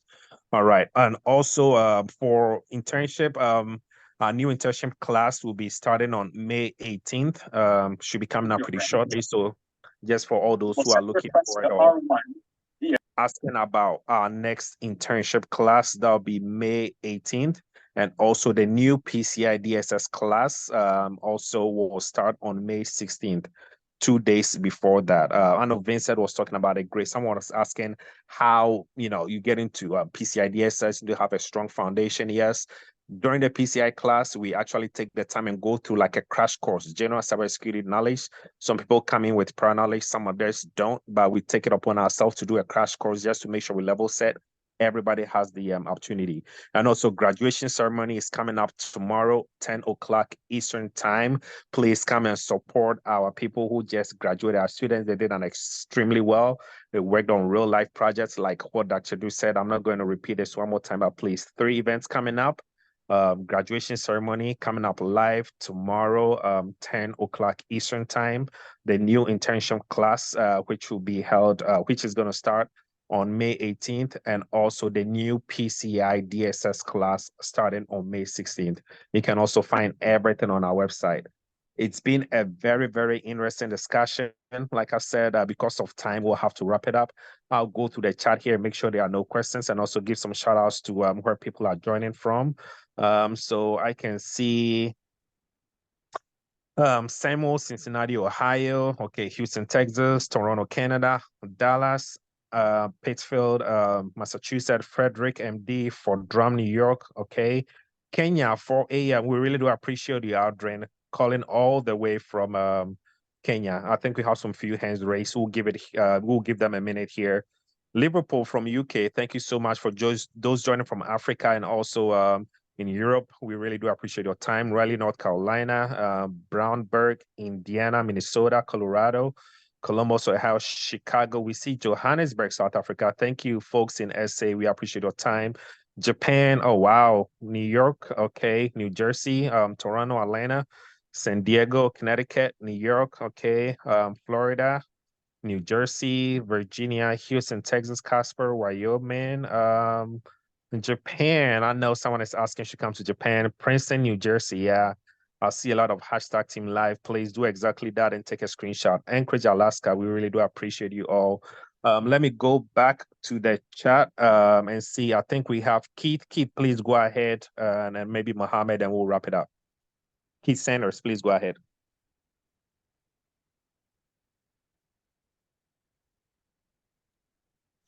Yes. Good evening. How are you? I'm doing very well. Thank you. Can you understand? Yes, please. We can hear you. Yes. I just want to say thank you for the information. I'm new here. I mentioned in the chat that I'm a disabled veteran. I'm currently employed with DOD in the law enforcement and security field. And I was trying to find out how is PCI DSS applied to like cyber crimes, and just some guidance on how can I get started in transitioning from law enforcement into cybersecurity or information security, and how some of my skill set for the last 12, 15 years of law enforcement can translate into cybersecurity. All right. Thank you so much, Keith. I appreciate your question. So we are very, very inclusive community. We have a lot of veterans in our community as well. As you can see, Dr. Du is a veteran himself. Myself, we are all from military background. So transitioning, it's very, very easy. You just effort, there's an opportunity for you as well. Cybersecurity is getting very, very big right now. And of course, PCI DSS is a different niche in cybersecurity. What we always encourage our people to take a look at it. So on our website, we do have like a free entry, a free cybersecurity course that you can take a look at. With the PCI DSS you were talking about, we have a free PCI DSS class or course online. You can go ahead and take a look at that. That should kind of, help you get your feet wet, know what PCI is all about. And when you do that, you can also schedule an appointment within our platform as well. We have a WhatsApp channel as well. You can please go ahead and join it. drop it in here, send us an email. We will love to meet you one-on-one, just kind of talk to you, learn a little bit more about you and see how we can help guide you. But we always recommend just take our free PCI DSS course. It's online, it's free. And also, if you have no background in cybersecurity as well, I know you're coming from law enforcement, there's a lot of transferable skills that you can use, right? We do have an entry-level course on our platform that we'll recommend you taking. But yeah, we can take this conversation online so we can learn more about you, see your experience, and see how best we can help you transition into cybersecurity. But long story short, this is a great platform for you. This is the right place you need to be at the very right time. And for those of you who had similar questions to what he just asked, Keith just asked, same thing applies for you. Anybody who's transitioning, irrespective of your background, where you're coming from, whether healthcare, law enforcement, veteran, whatever, plumber, electrician, it doesn't matter, right? Everybody can get into cybersecurity. Just put in the effort, have that mindset, and we have all the tools and resources here to help you get there. Please, Mohammed, why don't you wrap us up so we can call it a night or evening or also morning, depending on where you're joining from. Okay, yeah, I'm from Minnesota. Thank you, team. Thank you, Dr. Adu, and I want to appreciate for providing this platform for everyone to understand this PCI framework. I just wanted to throw out that since I'm a QSA, I wanted to inform Dr. Adu and team that if you guys need any help, I'm available for contract. For if you want to do evidence review, policy procedure review, and also even if you want me to get a site visit for you guys to do a physical visit, I can do that. So just want to throw out that that am I available for you guys if you need it as a contract basis. All right. Thank you so much, Mohammed. We really do appreciate your time. I think we also have Jason. Yeah, thank you so much, Mohammed. Yeah, we will always definitely reach out. Thank you so much for helping and joining the community as well. Jason, please go ahead. Okay, on a personal note, Dr. Dude, after the session, I'd like to speak to you, if it's okay, just for a few minutes. Is that okay? Shoot me a test. Okay, I've already done that. So if you have the time, just have a quick look at it and then give me a response. Thank you so much. All right then. All right. Thank you so much, Jason. All right. Going around the room here, trying to see if there's no hands raised. I think that's it. Yeah. Thank you all for joining. I know we had a lot to unpack here, but unfortunately, because of time, we have to wrap it up for tonight. Thank you so much. Appreciate your time. I know, like Dr. Do like to say, Friday night, you could have been elsewhere, but you decided to, join us here today. And I hope your time was worthwhile. We really do appreciate yourself and appreciate you showing up here. Please do share the channel. Make sure you invite a friend and join next time. We are still on our goal to hit 1 million subscribers, right? Dr. Do just dropped all the links or other ways that you can reach out to us in the chat as well. So please go ahead and use those links to join any way that you want to connect with us. So we appreciate everyone. Dr. Do, is there anything else that you have before we wrap it up? Yeah, so just to say a big thank you to everybody for showing up and for all our panelists. I know we had like more than that, but next week we are going to revisit same topic and look at it from a different perspective, and we're going to have a bigger panel, almost like 6 or 7. So I appreciate everybody, your effort and your time. And this is a good platform for you to continuously learn. I remember Frank, Felix, went to an interview, got a job, and came back and said, well, although I was prepared, went through internship and everything, but what helped me most was Cyber Chat. Because if I come to Cyber Chat every day, I'm able to stay in the cyber lingo, right? So you are hearing different conversations, you are picking up terms, you are speaking the cybersecurity language, right? It's like if you learn French or you learn any other language and you are always in the midst of people who are speaking that language, it helps and it makes you become fluent in that language. Cybersecurity is a language. So the more you continue to associate with cybersecurity folks, you attend programs like this, you are, sharpening your skills and your abilities when it comes to cybersecurity itself. So anywhere you find yourself, interviews and stuff, you will be able to speak with the right terms and like terminology, and this is really going to help overall in your career as a cybersecurity professional. So I appreciate everybody's time, and there are some folks who are asking for the link to the free course. If you go to Eretmis Academy's website, all the free courses are there. So for the PCI free course, I think we can post it in the chat. But that will be it from me, Michael. I appreciate everybody's time. Have a great weekend.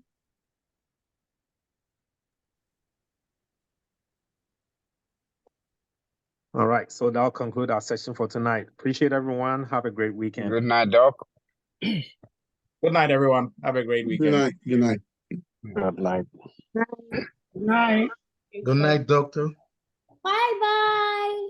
See you next time. Yeah, Have good, a good night, everyone. Good night, Michael. Good night. Thank All you. right. Thank you. Good night, everyone. Morning.